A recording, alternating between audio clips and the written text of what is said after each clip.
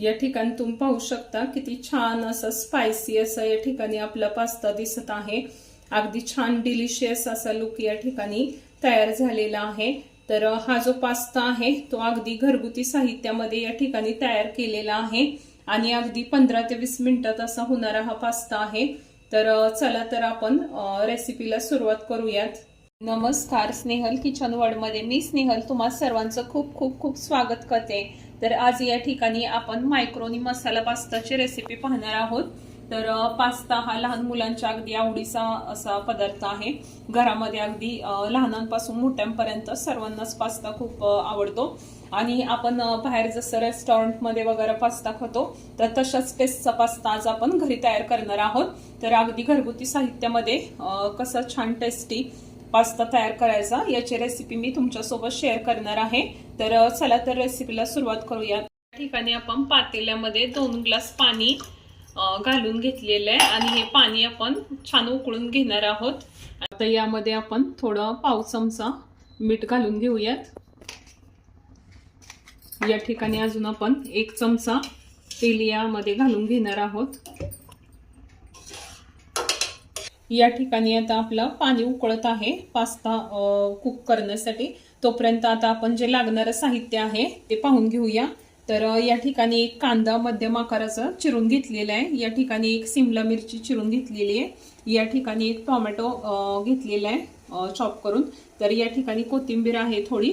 तर या ठिकाणी तुम्ही पाहू शकता ही काळी मिरी पावडर घेतलेली आहे करून। या ठिकाणी जिरा पावडर आहे। या ठिकाणी 2 हिरव्या मिरच्या कट करून घेतलेल्या आहेत। तर या ठिकाणी लसूण आहे, आलं लसूणची पेस्ट करून घेतलेली आहे आणि या ठिकाणी लाल मिरची पावडर जी आहे काश्मीरी मिरची पावडर या ठिकाणी अर्धा चमचा घेतलेली आहे। अशा प्रकारचे इतकं साहित्य आपल्याला आजचा पास्ता तयार करण्यासाठी लागणार आहे। या ठिकाणी आपल्या पाण्याला उकळी आलेली आहे तुम्ही पाहू शकता। आता या ठिकाणी आपण जी मायक्रोनी घेतलेली आहे मायक्रोनी मसाला पास्ता तयार करण्यासाठी या ठिकाणी मी घालून घेते उकळलेल्या पाण्यामध्ये। आता याला थोडंसं सतत असं हलवून घ्यायचं आहे। याला 5 मिनिटं आपण शिजवून घेणार आहोत। तर याला मध्यम आचेवरती आता आपण एक 5 ते 7 मिनिटांमध्ये या ठिकाणी आपली मायक्रोनी शिजून तयार होईल। अशा पद्धतीने आपली मायक्रोनी शिजलेली आहे। या ठिकाणी आपण चेक करून पाहूया शिजला आहे का। तर या ठिकाणी आपण याला घेऊन असं कट करून पाहणार आहोत। इथे इझिली कट होत आहे तुम्ही पाहू शकता। इझिली याचे 2 तुकडे झाले। साधारणतः 5 मिनिटांनंतर हे शिजतंच। तर आता आपण गॅसची फ्लेम बंद करून घेतलेली आहे आणि आता आपण जे हे मायक्रोनी बॉईल करून घेतलेली आहे तर ते एका चाळणीवरती काढून घेणार आहोत। तर या ठिकाणी एक पातेलं घेतलेलं आहे त्याच्यावरती चाळण ठेवलेली आहे आणि आता यावरती आपण जो बॉईल केलेला मायक्रोनी पास्ता आहे या ठिकाणी मी काढून घेते। अशा पद्धतीने हा बॉईल केलेला पास्ता आपण चाळणीवरती काढून घेणार आहोत। याला आपण आता काढून घेतलेला आहे। आपण आता कढई गरम करायला ठेवलेली आहे। तर यामध्ये 1 चमचा तेल या ठिकाणी घालून घेणार आहोत। यामध्ये आता आपण अर्धा चमचा बटर पण घालून घेणार आहोत। आता यामध्ये आपण जिरं घालून घेऊयात।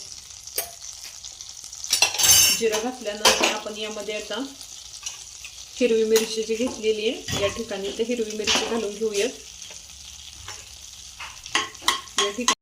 या ठिकाणी आता आपण कांदा घालून घेऊयात। यामध्ये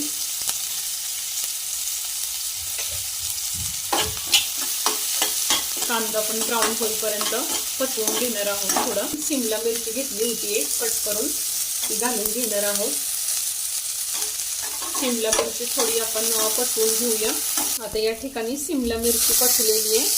आपण यामध्ये आता टोमॅटो घालून घेणार आहोत। टोमॅटो घालून याला छान असं हलवून घेऊया।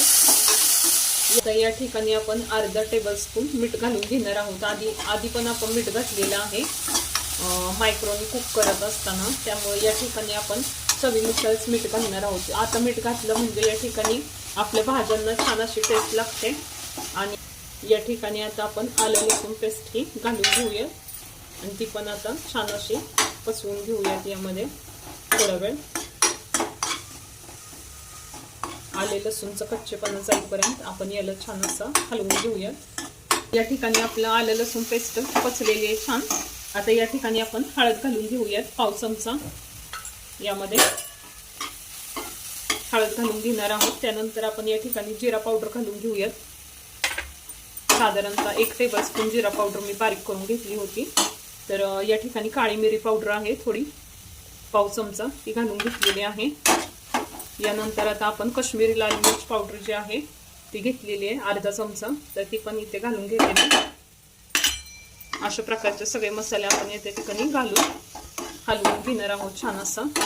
आता सर्व मसाले घालून झालेले आहेत या ठिकाणी। आता आपण आपली जी मायक्रोनी आहे बॉईल करून घेतलेली, तर या ठिकाणी ते घालून घेऊयात आणि याला छान असं हलवून घेऊयात आपण। याला या स्टेजला छान हलवून घेणार आहोत आपण। कोथिंबीर टाकून घेणार आहोत आपण या ठिकाणी, याला हलवून घेऊयात आता। आणि यामध्ये आता आपण सॉस घालून घेणार आहोत।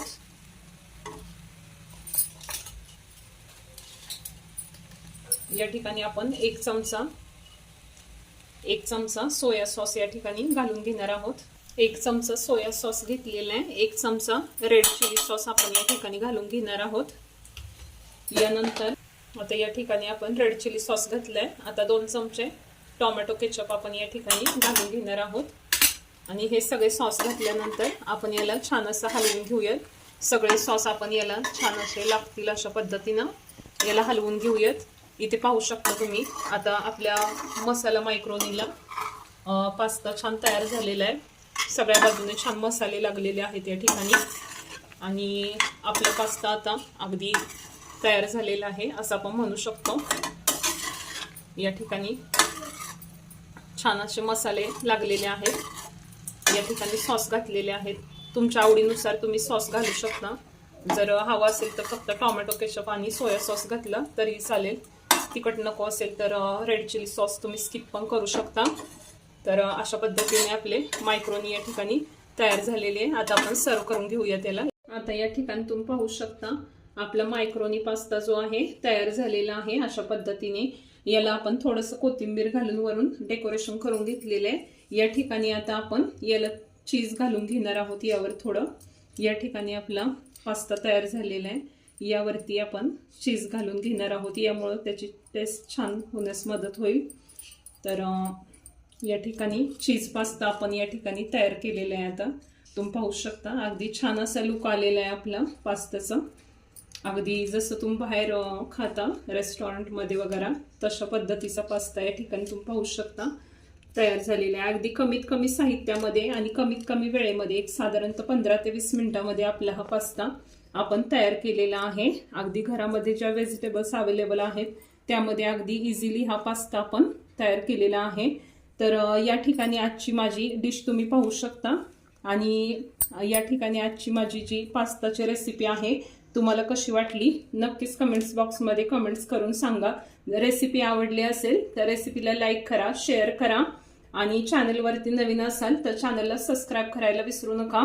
आणि अशाच नवनवीन रेसिपी पाहण्यासाठी चॅनलला सबस्क्राईब केल्यानंतर जवळच असणारं बेल आयकॉनचं पण बटन दाबा, यामुळे जेव्हा जेव्हा मी नवीन व्हिडिओ अपलोड करत जाईल त्याचं नोटिफिकेशन सगळ्यात आधी तुम्हाला मिळत जाईल। अशा पद्धतीने आपली मसाला पास्ताची रेसिपी या ठिकाणी तयार झालेली आहे। तुम्हाला आजची पास्ताची रेसिपी कशी वाटली नक्कीच कमेंट्स बॉक्समध्ये कमेंट्स करून सांगा। व्हिडिओ पाहिल्याबाबत सर्वांचे खूप खूप धन्यवाद। या ठिकाणी आता भेटूयात पुन्हा एका अशा सुंदर अशा रेसिपी सोबत। तोपर्यंत मी घेते तुम्हा सर्वांचा निरोप। सर्वांना बाय बाय।